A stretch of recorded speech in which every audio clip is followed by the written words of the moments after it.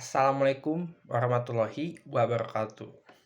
Perkenalkan, nama saya Gilang Ramadan Pratama dengan NRP 2330190.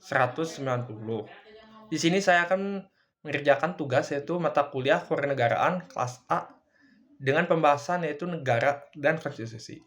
Lalu terdapat poin-poin yaitu dari pengertian negara, lalu tujuan negara Indonesia, lalu pengertian dari konstitusi tersendiri, lalu konstitusi di Indonesia, fungsi konstitusi, 6. Hubungan negara dan konstitusi.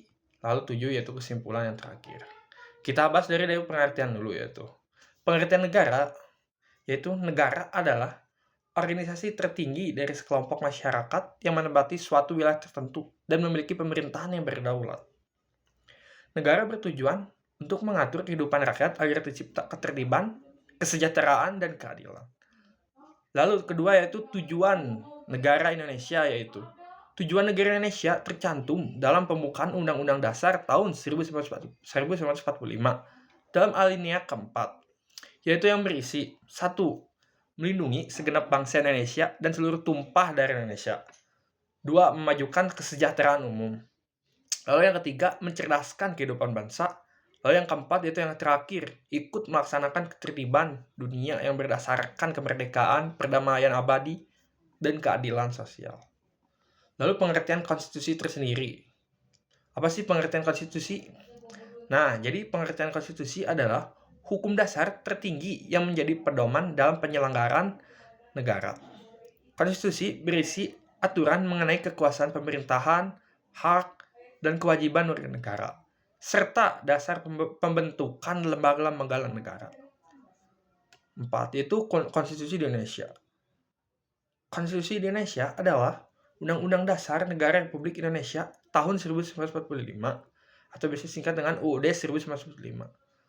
Lalu Undang-Undang Dasar tahun 1945 disahkan pada tanggal 18 Agustus 1945 oleh PPKI dan telah mengalami 4 kali amandemen untuk menyesuaikan dengan prinsip demokrasi dan penegasan HAM. Lalu yang kelima, fungsi dari konstitusi terdapat 4 poin. Yaitu yang pertama, 1. Sebagai hukum dasar tertinggi negara.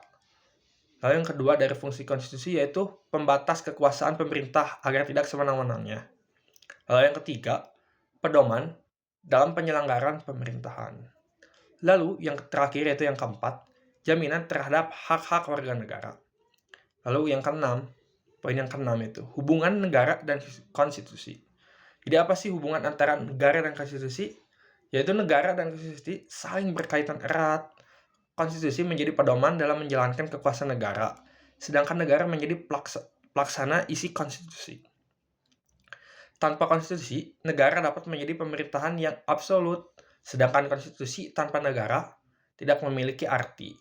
Lalu yang terakhir itu poin yang terakhir, 7, kesimpulan.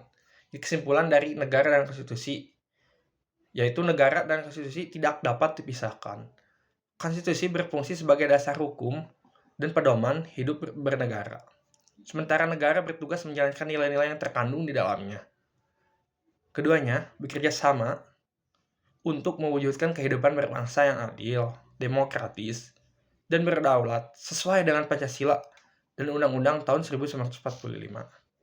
Sekian dari saya untuk pengertian ataupun presentasi melalui materi negara dan konstitusi.